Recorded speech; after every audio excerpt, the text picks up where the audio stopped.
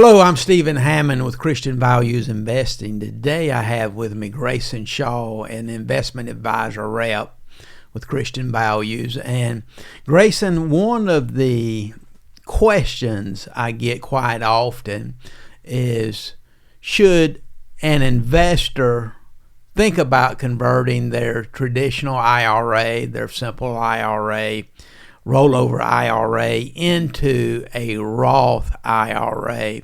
Based on your experiences, what would you tell a client like that? Well, as simple as it gets, you just have to make sure that you have the money to pay the taxes. So let's say you have $100,000 in a tax-deferred plan, and it would cost you maybe $15,000 to do a Roth conversion on the whole thing. If you don't have $15,000 to pay that taxes outside of that account, it's not really going to make a whole lot of sense to do it. But if you have $5,000 maybe set aside that you could use to pay taxes on it, you could do a partial conversion, and then you could chip away at it over time. Yeah, growing tax-free is always better than growing tax-deferred. What we tell clients all the time is the one thing that the IRS gives us that's better than anything else out there is tax-free growth. In a Roth IRA, you can have that. So what so many people, I think, are asking is, what is the benefit from tax-free growth versus tax-deferred growth? Can you explain that? Tax-free growth, like you said, is going to be the best because let's say you're, again, back to the person with $100,000.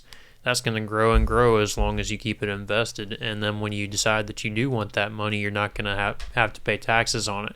And the upside to that is with $36 trillion in debt, as taxes might end up going up, tax rates might increase, you won't have to worry about that so much in the future. But if it grows tax deferred, you might not have to worry about paying taxes right now. You might not have to worry about paying taxes in a couple of years. But maybe when you do want that money for retirement, tax rates might have gone propelling upwards, and you won't be able to enjoy your money quite as much because it will be diminished more by higher tax rates.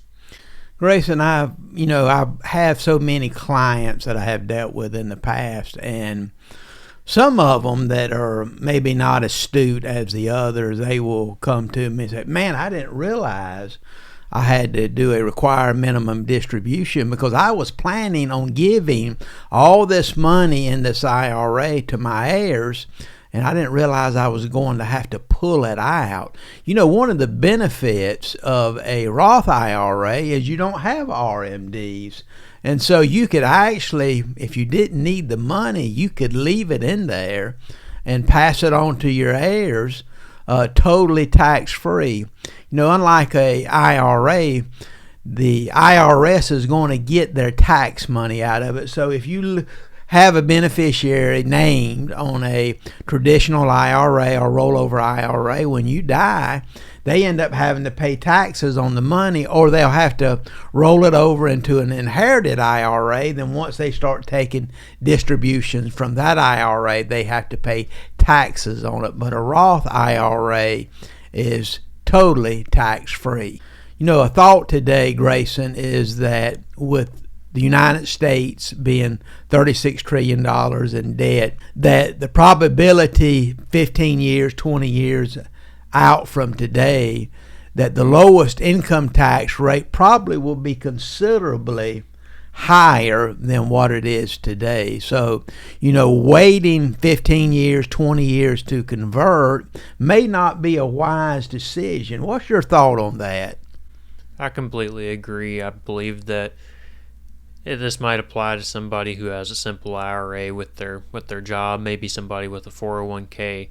It might be wise for you after every year to take a look at what might be the best as far as letting this grow tax deferred or going ahead and paying the taxes on it and rolling it over into a Roth IRA, especially if you don't make a whole lot of money right now and you're not going to go above your tax bracket. That would be a really good choice. For example, if the second tax bracket in 2025 ends around $48,000, it might be good if you make somewhere around $40,000 to try and put away that $8,000 or so dollars back into a Roth. That way you're not paying a higher tax bracket on it, and you're also able to go ahead and get that tax burden paid for, so you don't have to worry about it down the road.